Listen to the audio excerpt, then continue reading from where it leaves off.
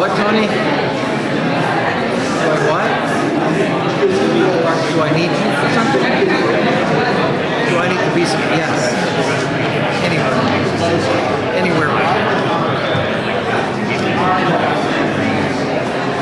We're not gonna let that go, buddy. No, I'm not telling anybody.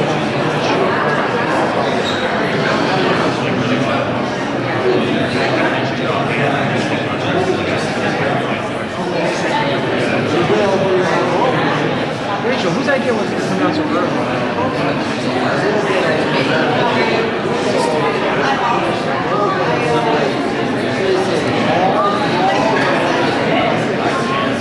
Is it Chad's fault?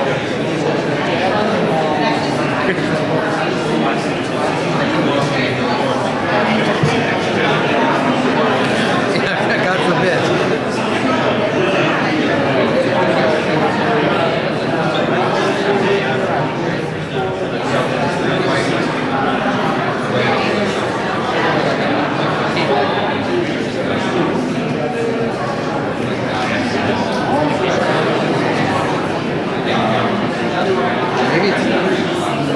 Maybe they've come up with a deal.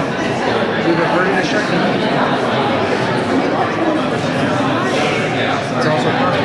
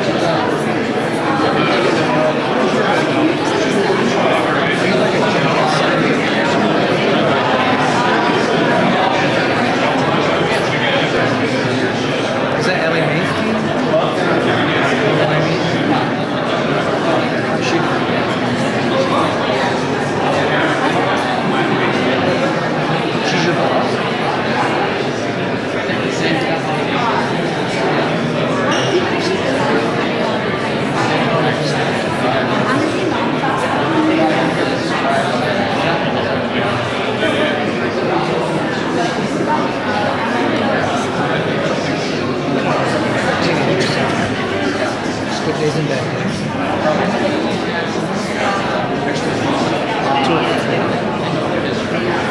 The third one will be 15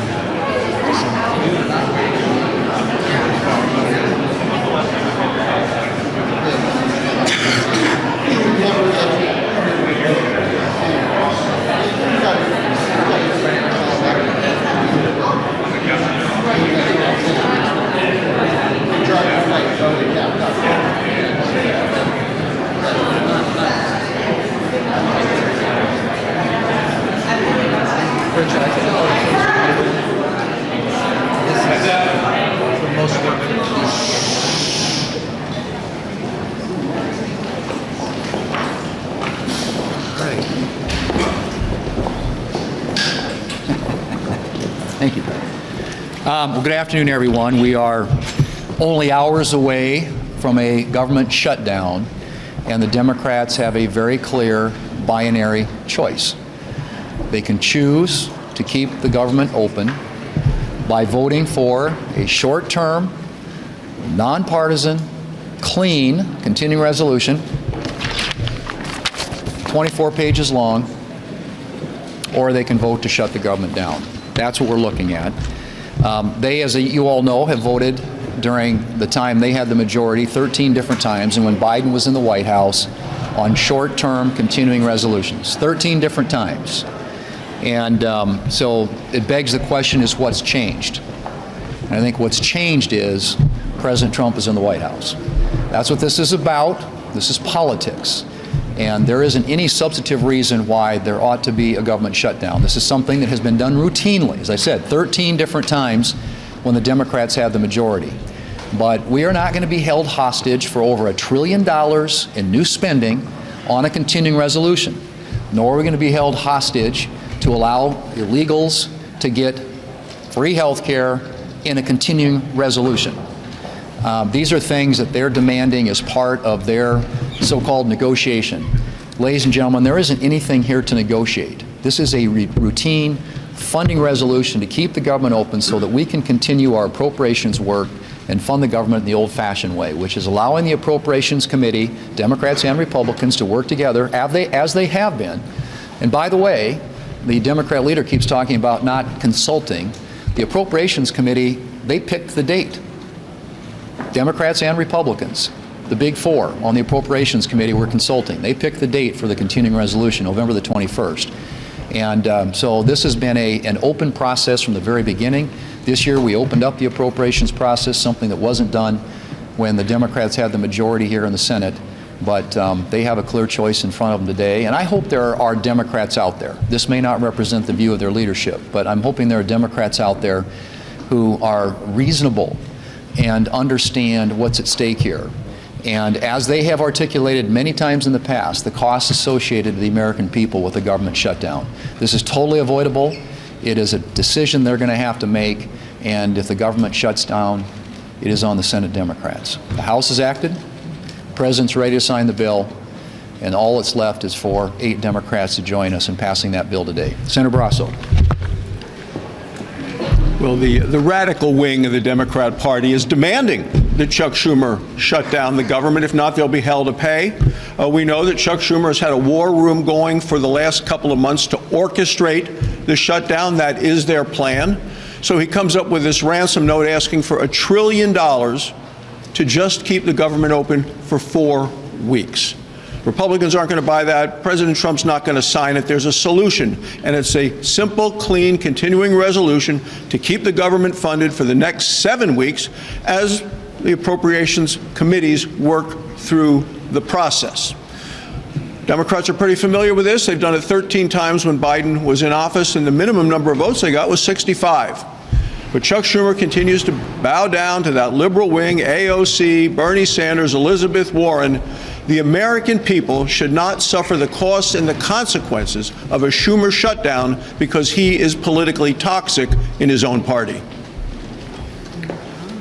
All right, Mayor. Good afternoon. Do you think if the president goes through and unilaterally starts to cut programs or lay people off, that will start to resonate with some of your Republican colleagues and say, hey, wait a minute, you know, he has that authority, but these are programs or things that are important to us. Is that a risk for Republicans?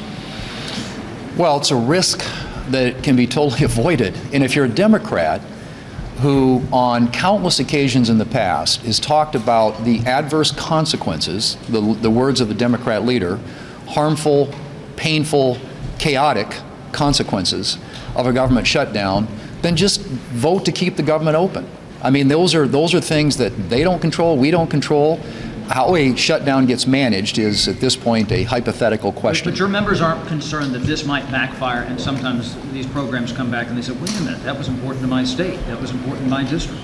Our members are unified that a government shutdown is a really bad idea for all those reasons, and it's the exact reason why Democrats ought to vote to keep the government open. Democrats have been pretty clear they're going to defeat this House CR when it comes to the floor today. What is Plan B? Will you keep on bringing this back to the floor? And do you think the House should reconvene before Tuesday to maybe move the ball? I don't know what the House can do that they haven't already done. They passed the bill. It's a bill that's passed by the House, sitting here in the Senate, ready to be signed into law by the President. And so, no, it's up to the Senate Democrats. That's where we are. And if they decide to vote it down tonight, they're going to be the ones that have to explain at midnight tonight why the government is shut down. It's really pretty straightforward. And this is something, again, that's been routine around here for a long time until all of a sudden the far left, as Senator Barrasso pointed out, hijacked the Democrat leadership here in the Senate, and they've decided to hijack the American people and hold them hostage to try and get a laundry list, a wish list, a Christmas list of their left-wing priorities attached, in their case, to a 4-week continuing resolution. Ours is 7 weeks, but they'll have the same leverage 7 weeks from now that they have today.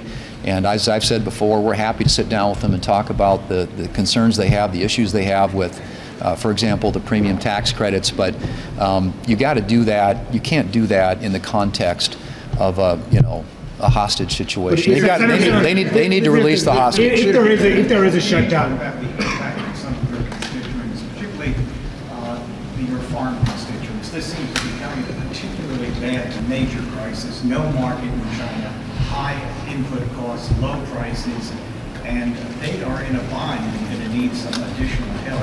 Now, on top of that, they're facing a shutdown. Right, and that's why we need to keep the government open. I'm just saying, the farm service agencies in my state, the Federal Highway Administration employees in my state or any of the other states, and my colleagues who are represented here, the Park Service employees in our state, these are all people that are going to be affected by this. And not to mention our military men and women, or men and women in uniform. So this is a totally avoidable crisis. And again, we are not going to be held hostage by the Democrats for more than $1 trillion in new spending and all kinds of other items on their liberal wish list, to include free health care for illegal immigrants in this country. That is all part of what can be avoided if they simply vote yes tonight. Are you ruling out negotiations with Democrats if there's a shutdown? Are you ruling out any negotiations with Democrats if there is a shutdown? The negotiation happens when the government's open. So let's keep the government open, and then we will have the negotiation. I've said it. I've said it yesterday at the meeting in the White House. I've said it to my Democrat colleagues.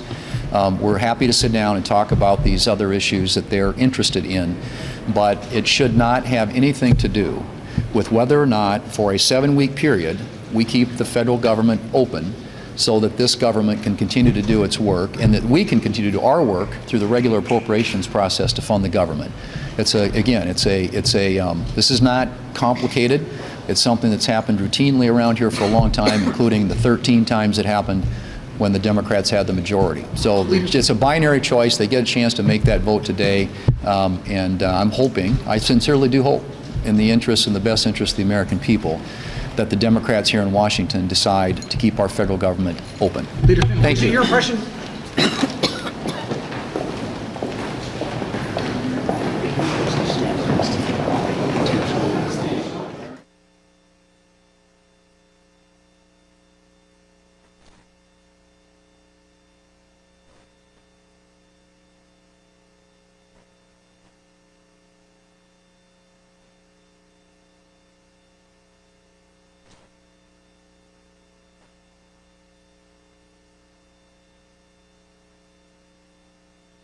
Come to order. Madam President. Senator from Michigan. Madam President, in just a few hours, the Cybersecurity Information Sharing Act is set to expire. If we don't extend these critical authorities, we will lose one of our most effective defenses against cyber attacks. As our adversaries' attacks continue to grow more aggressive and more sophisticated.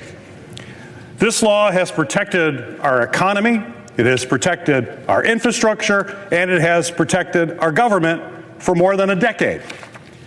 It allows private companies and federal agencies to share real-time threat information before attacks spread, before systems are compromised, and before damage becomes irreversible. If this law expires, It'll be harder to protect businesses and critical infrastructure against cyber attacks. And cyber criminals and our adversaries will be emboldened to continue to try to breach our defenses.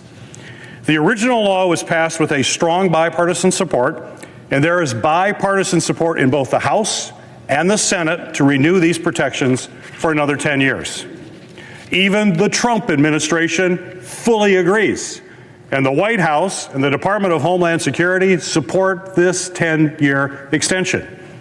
A broad coalition of industry leaders are asking for Congress to act quickly to pass a long-term extension, which provides businesses with the certainty they need to know these protections will be available to them for years to come.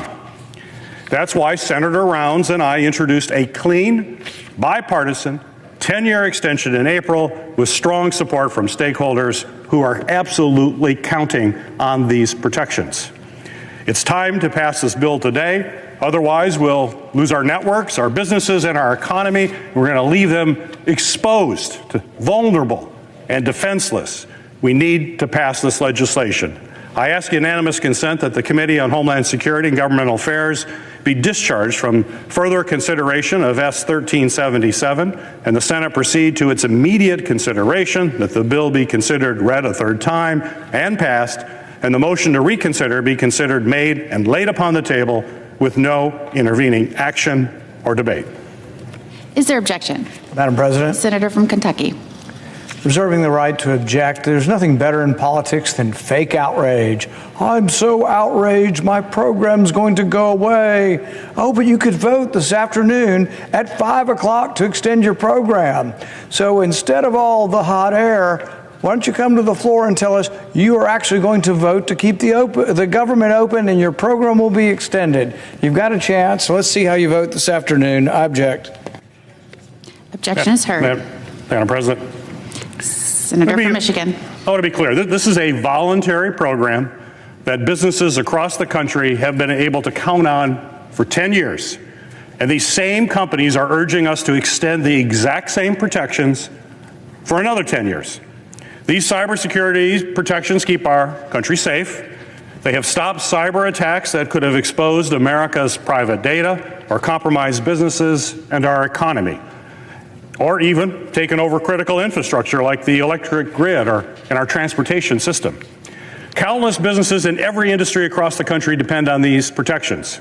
Telling them they could be eliminated again in just 2 months with a short-term CR does not give them the certainty they need to work. This is why they want the 10-year extension.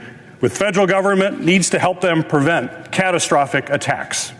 We have broad bipartisan consensus, not for just a couple months, that doesn't help anybody, but broad bipartisan consensus, including support, again, from the Trump administration, who fully supports this, to extend these authorities for the next 10 years. That will ensure that every industry in America can continue to count on these protections to be available. If my colleague doesn't support clean authorization, well, he's chair of the committee, he should have initiated a bipartisan process. He should have perhaps convened hearings, like a chairman normally would if they actually care about an issue. The committee should have had a chance to hear from key industry stakeholders. The committee could have heard directly from officials from President Trump's White House and the President Trump's Department of Homeland Security. They would tell them, as they've told everyone, that they need to pass a 10-year extension. Not a couple months, 10-year extension. But that hasn't happened in our committee. But if my colleague is not interested in meaningful compromise or working across the aisle on legislation in his committee's jurisdiction that is absolutely essential, then I would ask that he at least stop standing in the way of the rest of the entire United States Senate and broad bipartisan support in the House and pass a clean 10-year extension of this proven law.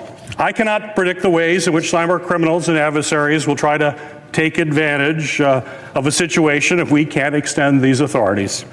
At this moment, let's be very clear, there is only one person standing in the way. And I'm certainly willing to work with my colleague on his concerns about free speech, but he would not even let our committee have any kind of discussion about any legislation, including his own. It's time to let the Senate work its will and vote to extend these cybersecurity protections. It is absolutely essential for this nation's national security.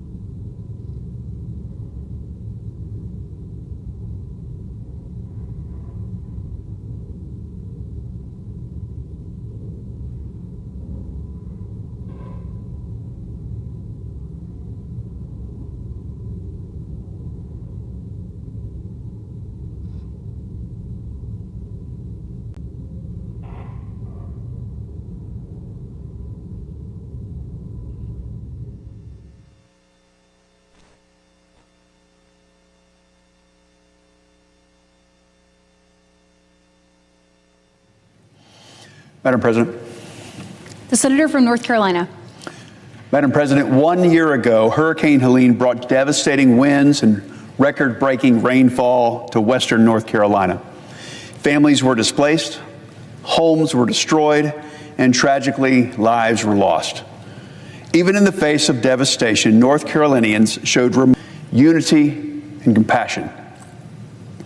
Today, I rise to recognize Mr. Eddie Hunnell of Holly Springs, North Carolina, who exemplified that spirit.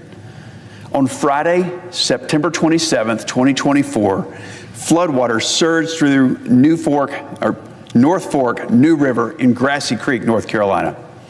Mr. Hunnell had made a 3.5-hour trip to western North Carolina to celebrate his son's wedding, but what should have been a joyous occasion quickly turned into a crisis. As rising water carried trees, furniture, and other debris downstream, Mr. Hunnell spotted a 66-year-old Grassy Creek resident in distress, Miss Leslie Worth. She was wearing a life jacket. She was standing in the second-story bedroom window of her home that had been knocked from its foundation. Miss Worth bravely jumped out of the window to save her own life. She plunged into the dangerous conditions and was swept up by the current, and without a moment's hesitation, Mr. Hunnell made the brave decision to attempt to rescue her. He steered a canoe through the flood and then, undeterred by the raging current, leapt into the water and swam to reach her. Through determination and resolve, he swam to her to safer ground, undoubtedly saving her life. This was nothing short of an act of extraordinary bravery and selflessness. Once Miss Worth was reunited with her husband, Mr. Hunnell, he welcomed the couple to join his family that evening at his son's rehearsal dinner. He knew they were without a home, without a meal, and without any warmth. He even went further by setting up a fund to help them rebuild their lives, and he was the very first to contribute. In June, Mr. Hunnell was recognized for this extraordinary act of heroism as the recipient of the Carnegie Medal.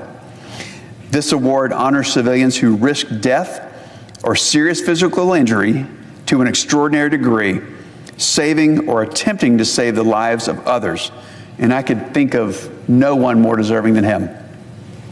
Madam President, the motto of the great state of North Carolina is esse quam videre, which means to be rather than to seem.